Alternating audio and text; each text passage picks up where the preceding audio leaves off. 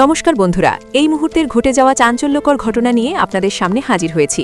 আসুন জেনে নিই। মকর সংক্রান্তি উপলক্ষে গঙ্গাসাগর মেলায় লক্ষাধিক পুণ্যার্থীর সমাগম হয়েছে।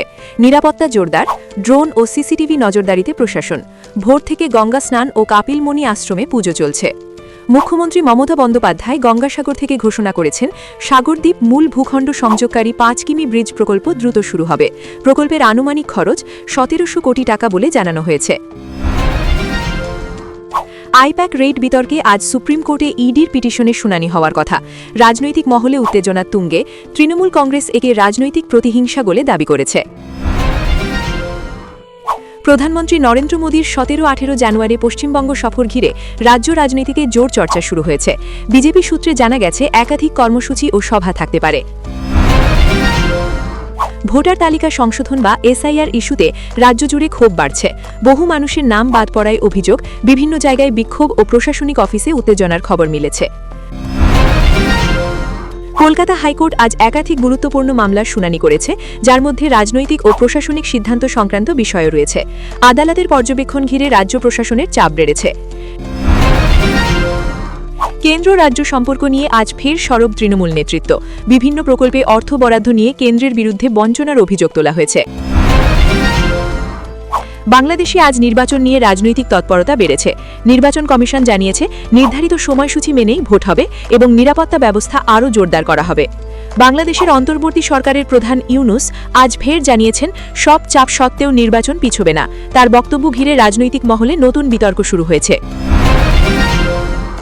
আজ থেকে বাংলাদেশে অন অ্যারাইভাল ভিসা সাময়িকভাবে বন্ধ কার্যকর হয়েছে। ১৫ জানুয়ারি থেকে ১৫ ফেব্রুয়ারি পর্যন্ত এই সিদ্ধান্ত বলবৎ থাকবে বলে জানানো হয়েছে। ফিফা বিশ্বকাপ ট্রফি আজও বাংলাদেশে প্রদর্শিত হচ্ছে। রাজধানী সহ বিভিন্ন জায়গায় ফুটবল প্রেমীদের দীর্ঘ লাইন ও উৎসাহ চোখে পড়ছে।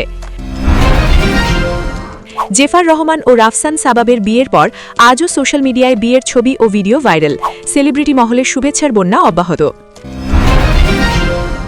আন্তর্জাতিক বাজারে আজ অপরিশোধিত তেলের দামে সামান্য ওঠানামা দেখা গেছে। এর প্রভাব আগামী দিনে জ্বালানির দামে পড়তে পারে বলে বিশেষজ্ঞরা মনে করছেন। ভারতীয় শেয়ার বাজার আজ মিশ্র গতিতে শুরু হয়েছে। ব্যাংক ও আইটি শেয়ারে চাপ থাকলেও কিছু মিড ক্যাপ স্টকে কেনাবেচা দেখা যাচ্ছে। রিজার্ভ ব্যাংক অফ ইন্ডিয়া আজ ডিজিটাল পেমেন্ট সংক্রান্ত নতুন নির্দেশিকা জারি করতে পারে বলে ব্যাংকিং মহলে জল্পনা চলছে। শিক্ষাক্ষেত্রে আজ একাধিক রাজ্যে পরীক্ষাসূচি ও ফল প্রকাশ নিয়ে গুরুত্বপূর্ণ ঘোষণা হয়েছে। পড়ুয়া ও অভিভাবকদের মধ্যে বিষয়টি নিয়ে আগ্রহ তুঙ্গে। রাজ্যের স্বাস্থ্য দপ্তর শীতকালীন সতর্কতা জারি করেছে। বয়স্ক ও শিশুদের ঠান্ডাজনিত অসুস্থতা এড়াতে বিশেষ পরামর্শ দেওয়া হয়েছে। সীমান্ত এলাকায় আজ বিএসএফ ও স্থানীয় প্রশাসনের যৌথ টহল বাড়ানো হয়েছে। নিরাপত্তা পরিস্থিতি স্বাভাবিক রাখতে নজরদারি জোরদার করা হয়েছে। দেশের বিভিন্ন রাজ্যে আজ কৃষকদের আন্দোলন সংক্রান্ত নতুন বৈঠক অনুষ্ঠিত হয়েছে। ন্যূনতম সহায়ক মূল্য ও কৃষি ঋণ নিয়ে আলোচনা চলছে। প্রযুক্তি দুনিয়ায় আজ একটি বড় আপডেট এসেছে। জনপ্রিয় একটি অ্যাপ নতুন ফিচার চালু করায় ব্যবহারকারীদের মধ্যে কৌতূহল তৈরি হয়েছে। আবহাওয়া দপ্তর জানিয়েছে, আগামী ২৪ ঘণ্টায় উত্তর ভারতের কিছু অংশে কুয়াশার দাপট বাড়তে পারে। যাত্রীদের সতর্ক থাকার পরামর্শ দেওয়া হয়েছে। রাজ্যে আজ একাধিক জায়গায় চাকরি সংক্রান্ত আন্দোলন ও ডেপুটেশন হয়েছে। চাকরি প্রার্থীরা দ্রুত নিয়োগ প্রক্রিয়া সম্পন্ন করার দাবি তুলেছেন। খেলাধুলার দুনিয়ায় আজ ভারতীয় দলের প্রস্তুতি নিয়ে নতুন খবর এসেছে। আসন্ন আন্তর্জাতিক ম্যাচের আগে অনুশীলন জোরদার করা হয়েছে। বিনোদন জগতে আজ একাধিক নতুন ছবির মুক্তির তারিখ ঘোষণা হয়েছে। দর্শকদের মধ্যে এই খবর নিয়ে আগ্রহ তৈরি হয়েছে। রাজ্যের গ্রামীণ এলাকায় আজ উন্নয়ন প্রকল্প পরিদর্শনে গিয়েছেন প্রশাসনিক আধিকারিকরা। রাস্তা, জল ও বিদ্যুৎ প্রকল্পের অগ্রগতি খতিয়ে দেখা হয়েছে। আজ আন্তর্জাতিক স্তরে কূটনৈতিক আলোচনায় ভারত অংশগ্রহণ করেছে।